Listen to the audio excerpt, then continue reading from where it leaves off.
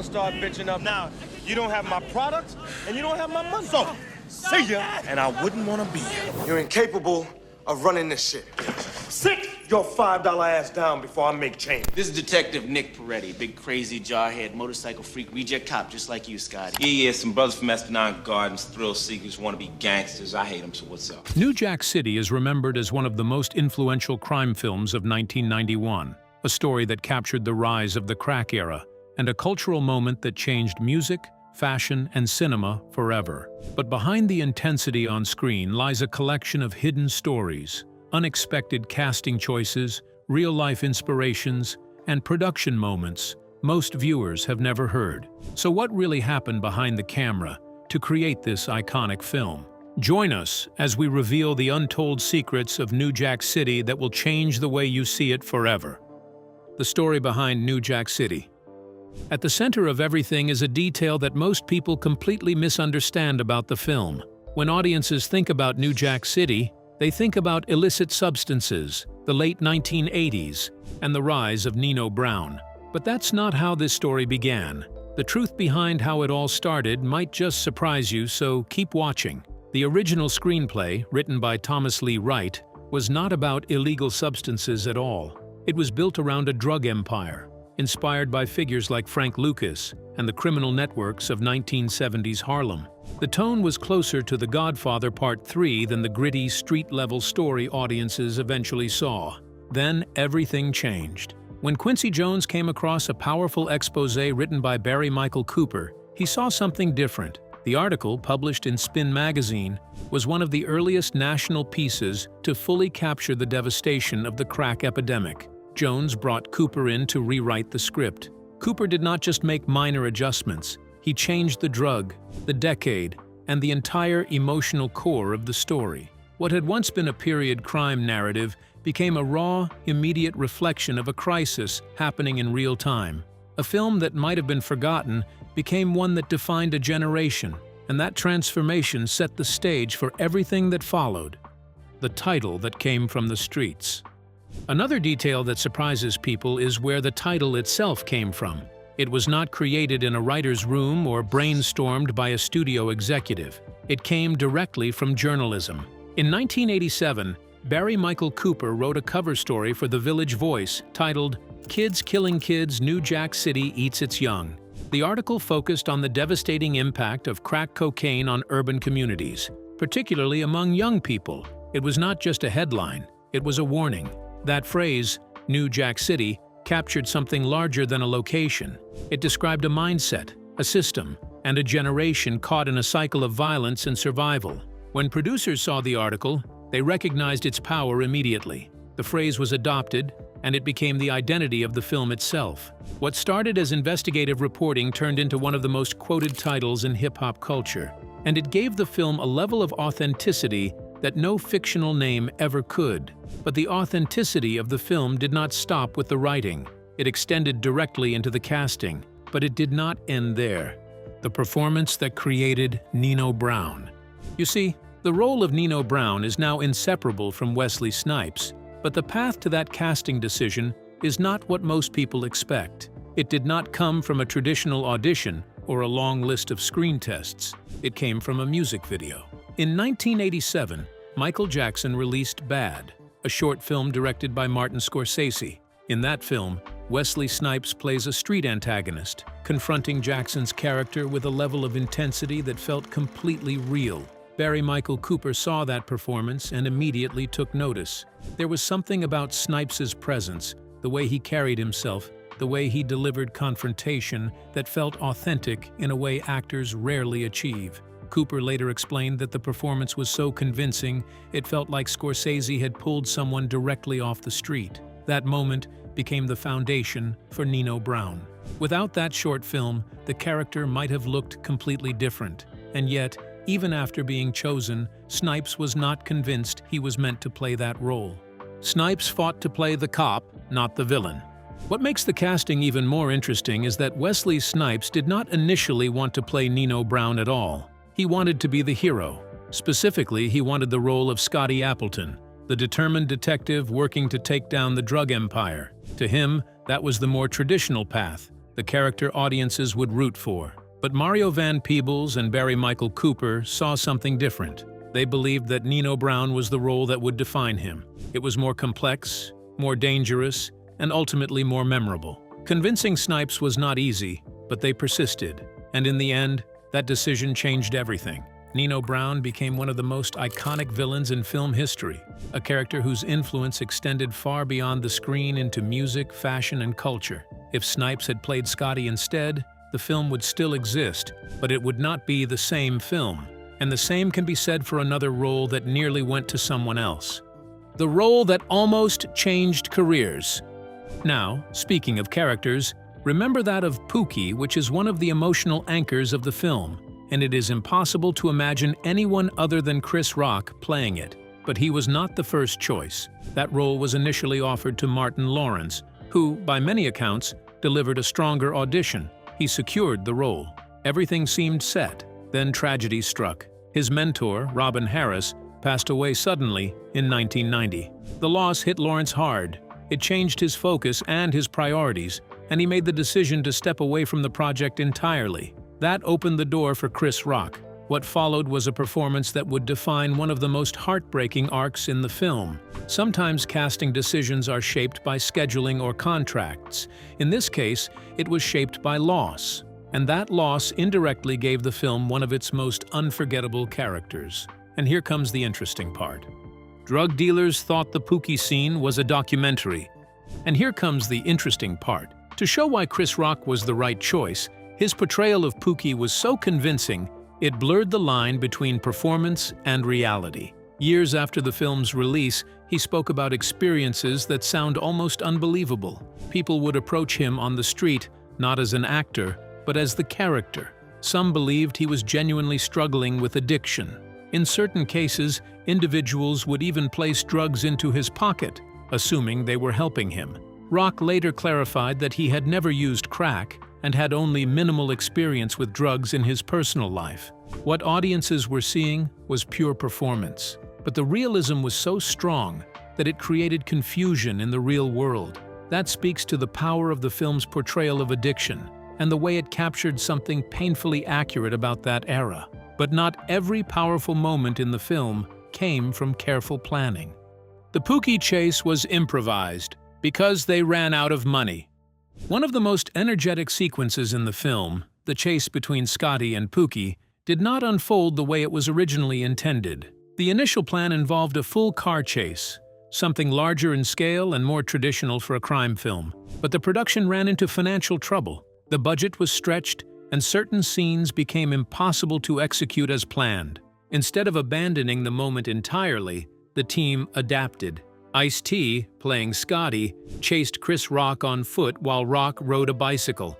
It was simpler, more grounded, and ultimately more effective. The urgency of the scene did not come from expensive setups. It came from movement, pacing, and raw energy. Sometimes limitations force creativity, and in this case, they created one of the film's most memorable sequences. And that same sense of authenticity extended to how Ice-T ended up in the film in the first place. So keep watching because it is about to get more interesting. The conversation that changed a career.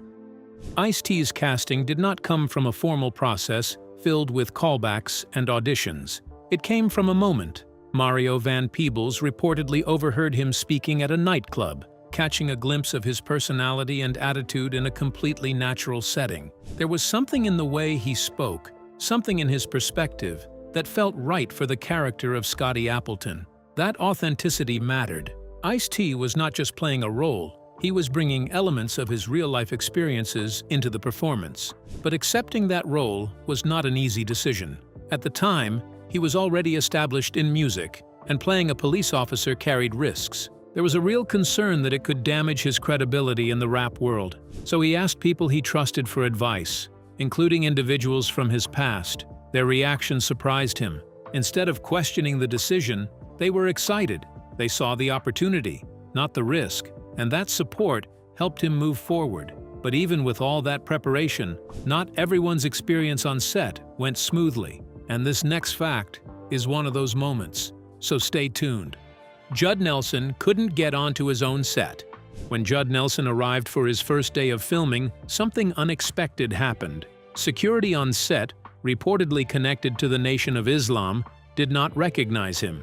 To them, he was simply someone trying to enter a restricted area, and they refused to let him in. Nelson had to step away, find a phone, and contact the production team to confirm his identity before he could proceed. It was a small moment, but a telling one. The film was deeply rooted in a specific cultural and social environment, and that environment extended beyond the script into the production itself. The irony of a character playing a law enforcement officer being denied entry was not lost on anyone involved.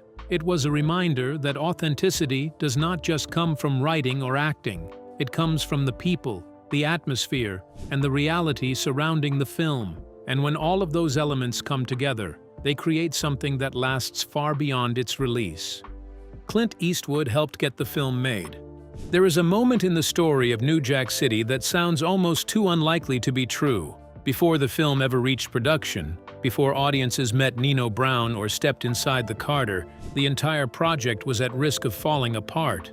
Mario Van Peebles was pushing to direct the New Jack City himself while also acting in it. At that point in his career, he was still largely unproven behind the camera. To a major studio, that combination looked like a gamble. Warner Brothers saw potential in the script, but hesitation lingered. It is one thing to approve a project. It is another to hand it over to someone still building their reputation. And that is where an unexpected figure enters the story: Clint Eastwood. Years earlier, Van Peebles had worked alongside him on Heartbreak Ridge. During that production, a level of trust developed. Eastwood's name carried enormous weight in Hollywood, and even indirect support from someone of that stature could shift perception. He did not step in publicly or take control of the project, but his association with Van Peebles helped legitimize him in the eyes of decision-makers. It made the idea of trusting him with a major film feel less risky. Sometimes a film gets made because everything lines up perfectly on paper. Other times, it happens because the right person believes in someone at the right moment. This was one of those moments. And without it, New Jack City might have remained just another script waiting for approval. The film almost wasn't set in New York. Another detail that shaped the entire identity of the film is something that could have easily gone unnoticed if it had been handled differently. Early versions of the script were not anchored to a specific place. The story could have unfolded across multiple cities, shifting locations as needed, but when Barry Michael Cooper took over the rewrite, he made a decision that changed everything. He rooted the story firmly in Harlem, not just as a backdrop, but as a living, breathing presence within the film. Cooper had grown up in that environment, and he understood how dramatically it had changed during the crack epidemic. He described Harlem as existing in two distinct eras, before crack and after crack. That shift was not subtle. It transformed daily life, altered community structures, and introduced a level of instability that had not existed before. By grounding the story in a place he knew intimately, Cooper added authenticity that could not be manufactured. The dialogue, the interactions, even the pacing of scenes carried the rhythm of real life. Without that specificity, the film becomes generic. With it, it becomes something deeply personal, and that personal connection is what gives the Carter complex its weight. And here comes something you don't want to miss out on. The Carter complex was a real place. The Carter is one of the most unforgettable elements in New Jack City. It feels larger than life, almost exaggerated in its transformation into a controlled, fortified drug operation. But the truth behind it is more unsettling. The idea was not purely fictional. It was based on real situations that existed in New York during the late 1980s. Certain housing projects became dominated by organized drug networks. These were not scattered operations. They were structured, coordinated, and often operated with a level of efficiency that mirrored legitimate businesses. Barry Michael Cooper had documented similar environments during his time writing for The Village Voice, observing how entire spaces could be transformed. What the film does is compress that reality into a single, powerful image. Carter becomes a symbol of total control. It shows what happens when a system overtakes a community from within, turning a place meant for living into something entirely different. It is not just a setting, it is a statement, and at the center of that system is a character shaped by real-world influence. Nino Brown was inspired by Nicky Barnes. Nino Brown may feel like a larger-than-life creation in New Jack City, but the foundation of the character is rooted in reality. One of the clearest influences is Nicky Barnes, the Harlem heroin kingpin known as Mr. Untouchable. Barnes represented a shift in how drug empires operated, moving from loose street networks to structured, corporate-style organizations. He ran his operation with discipline, hierarchy, and clear roles. People answered to someone, decisions flowed downward, and loyalty was enforced like company policy. That same structure defines Nino Brown's empire. Even after the story transitioned from heroin to crack, that corporate mentality remained central. Nino isn't portrayed as reckless, he's strategic. He delegates, controls, and scales his operation with precision. What makes the comparison more compelling is the dual image Nicky Barnes projected. He wasn't just feared, he was also seen as a figure of influence in his community. Like many real-life kingpins, he balanced intimidation with gestures of generosity, creating a complicated public identity. The film captures that contradiction. Nino is not just a villain, he's a reflection of a real-world archetype shaped by environment, power, and perception. The friendship that shaped casting. And here comes something that is still hard to believe. Behind the scenes, relationships played a quiet but important role in shaping the film. Wesley Snipes and Christopher Williams had known each other long before production. Their connection started during their university years in creative spaces where both were still finding their paths. Snipes was performing while Williams worked behind the scenes. It wasn't a major moment at the time, but it created a lasting connection. Years later, when Snipes landed the role of Nino Brown, he used his position to make sure Williams got a chance to audition. That decision mattered. Williams ultimately appeared as Kareem Akbar, part of Nino's inner circle. It's a small but telling example of how careers are shaped, not just by auditions, but by relationships built years earlier. What audiences see on screen often begins long before casting calls. Now this is what takes the story to another level. Don't go anywhere. The role that almost went another way. The emotional core of the film rests heavily on the relationship between Nino Brown and G-Money. Their bond, built on loyalty and ambition, drives much of the story's tension. But that role almost belonged to Oren "Juice" Jones. At the time, Oren Jones was known for his hit The Rain, and stepping into a major acting role would have marked a significant shift. However, before production began, he was replaced by Alan Payne. That change proved critical. Payne brought emotional depth and vulnerability that grounded the character. His portrayal made G-Money more than just a sidekick. He became a fully realized figure torn between loyalty and ego. The eventual fallout between him and Nino carries real weight because of that nuance. It's one of those casting decisions that, in hindsight, feels essential. Vivica A. Fox auditioned and lost. Before becoming widely known, Vivica A. Fox auditioned for roles in New Jack City, including Selena and Keisha. She didn't land either part. At the time, it was just another missed opportunity. But Vivian Fox's career didn't stall. It was redirected. She went on to star in films like Independence Day and Set It Off, becoming a major name in her own right. Her story is a reminder that one role doesn't define a career. Sometimes the roles you don't get are just as important as the ones you do. The film premiered 5 days after the Rodney King beating. When New Jack City opened on March 8, 1991, it entered a country already shaken. Just 5 days earlier, the Rodney King beating had been captured on video and broadcast nationwide. The footage exposed a level of police violence that forced an uncomfortable national conversation. The timing was not intentional, but it changed everything. The film's themes, policing, systemic failure, and the destruction within Black communities suddenly felt immediate. Audiences were no longer watching a distant story. They were watching something that echoed what they had just seen in real life. That overlap gave the film a different kind of weight. Scenes involving law enforcement carried sharper meaning. The portrayal of institutional breakdown felt less like fiction and more like reflection. The country was already on edge, and the film became part of that emotional landscape. The release date turned into more than a schedule. It became part of the film's identity. But that was not the only effect of Rodney's beating on the movie. What came next was even more shocking. The opening weekend riots were about more than the film. As audiences rushed to see the film, reports of violence at theaters in New York and Los Angeles began to surface. Headlines quickly blamed New Jack City, suggesting the film had incited unrest. But that explanation ignored the broader reality. The movie opened in a limited number of theaters, and demand immediately exceeded capacity. Large crowds formed, particularly among young audiences eager to see a film that reflected their world.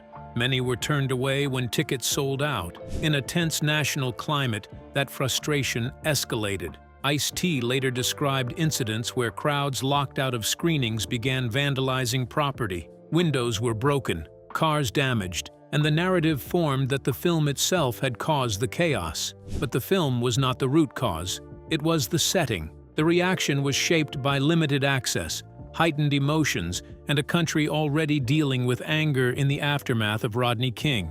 Blaming the movie simplified a much more complex situation. The unrest reflected a broader tension. The film didn't create it, it revealed it. The review that changed its reputation.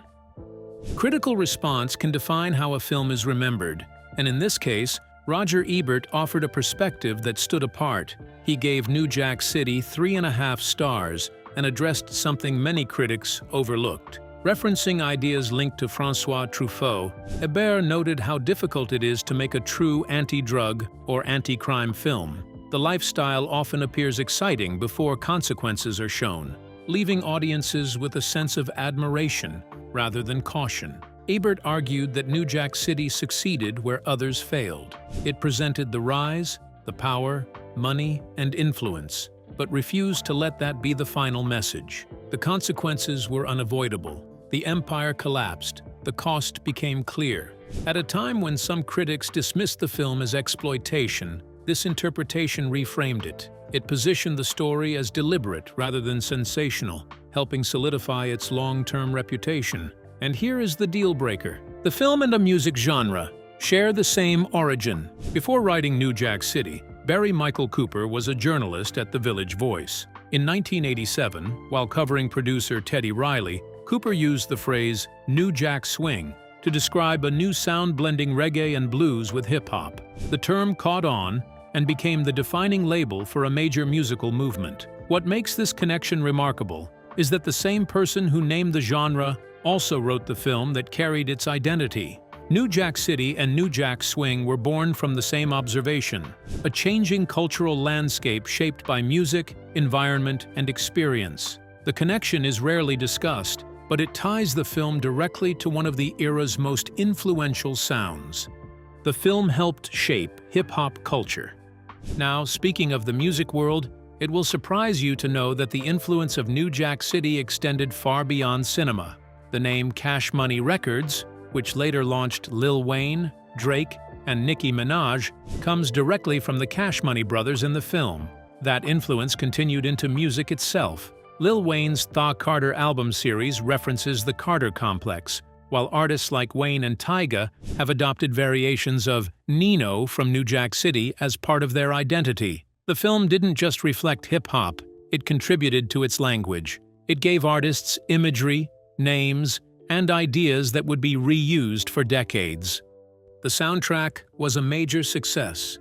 While the film is widely remembered, its soundtrack is often overlooked, yet it was a major commercial success, reaching #1 on the Billboard Reggae and Blues charts and #2 on the Billboard 200. The project featured artists like Ice-T, Keith Sweat, Johnny Gill, Queen Latifah, and Christopher Williams. Williams' I'm Dreamin' became a standout hit. The soundtrack extended the film's reach into music, reinforcing its cultural presence beyond the screen. And here is something nobody talks about. The sequel was planned and killed by Wesley Snipes' new salary. A sequel to New Jack City was once planned, with a storyline that would have brought Nino Brown back in an unexpected way. But the project collapsed for a simple reason. Wesley Snipes became too big. Now, following the film, Snipes starred in Jungle Fever, Passenger 57, and Demolition Man, dramatically increasing his value. His new salary demands made the sequel financially unrealistic. The story was never continued, leaving the original as a standalone piece. a directorial debut with legacy behind it. New Jack City marked the feature debut of Mario Van Peebles. Before this, he had worked in television, but this film carried deeper significance because of his father, Melvin Van Peebles. Melvin directed Sweet Sweetback's Badass Song, a groundbreaking independent film. Mario had been present during its production as a child. Years later, he created his own culturally significant work, linking their legacies across generations. The film was shot in 51 days. New Jack City was completed in just 51 days on a modest $8 million budget, a schedule that would pressure even experienced productions. For a first-time feature director like Mario Van Peebles, it meant every day required fast decisions and constant adaptation. There was little room for reshoots, second-guessing, or elaborate setups. What ended up on screen was often the result of instinct rather than refinement. Filming on real New York streets and locations added a level of authenticity that studio sets could not replicate, but it also came with unpredictability. Noise, crowds, and logistical challenges forced the crew to adjust on the fly. Scenes had to be captured quickly, sometimes with minimal control over the environment. That pressure translated directly into the film's texture. And that's not all. The film's title directly inspired a reboot announced in 2019. In 2019, Warner Bros. Pictures announced plans to reboot New Jack City with Malcolm Mays attached as writer. On paper, the idea made sense. The themes, crime, systemic struggle, and survival remain relevant, and a new generation could reinterpret them. Yet as of 2026, the project has not moved forward. The hesitation reflects a deeper challenge. The original film was not just a story, it was a product of a specific moment, shaped by the crack era, the rise of hip-hop culture, and the perspective of creators who lived close to that reality. Recreating that authenticity is difficult. A reboot risks feeling like imitation rather than evolution. The delay suggests that studios recognize this problem, and that's what makes it unique. The film helped spark a congressional hearing on rap and violence. Add to its authenticity, New Jack City became more than a box office hit. It entered the national political conversation. In the months after its release, lawmakers already concerned about explicit music began citing it alongside artists like Ice-T and NWA as evidence of cultural influence on urban violence. Ice-T stood at the center of that contradiction, playing a cop on screen while being criticized for it. No laws emerged, but the reaction revealed the film's reach, and that influence begins with the man behind it, leading to a final secret that you don't want to miss out on. The film that became bigger than its own ending. At the center of New Jack City is something most people overlook entirely. Its ending was never meant to close the story in the way audiences assume. The original intent wasn't just downfall, it was continuation. Early drafts and development discussions reportedly explored the idea that the system around Nino Brown wouldn't simply collapse with one arrest, but would evolve and regenerate in a different form. That's why the final act feels unusually abrupt and unresolved compared to typical crime dramas of its era. The fall of Nino isn't framed as the end of the world he built. It feels like the end of a chapter. Even Scotty's victory is complicated, almost temporary in tone, as if the structure of the game itself remains intact beneath the surface. This ambiguity is part of why the film aged differently from other crime stories of the 1990s. What do you think about these shocking behind-the-scenes facts from New Jack City? Did any of them surprise you or change how you see the film? Share your thoughts in the comments below. And don't forget to like, share, and subscribe for more. Click on the next video showing on your screen. You won't want to miss it.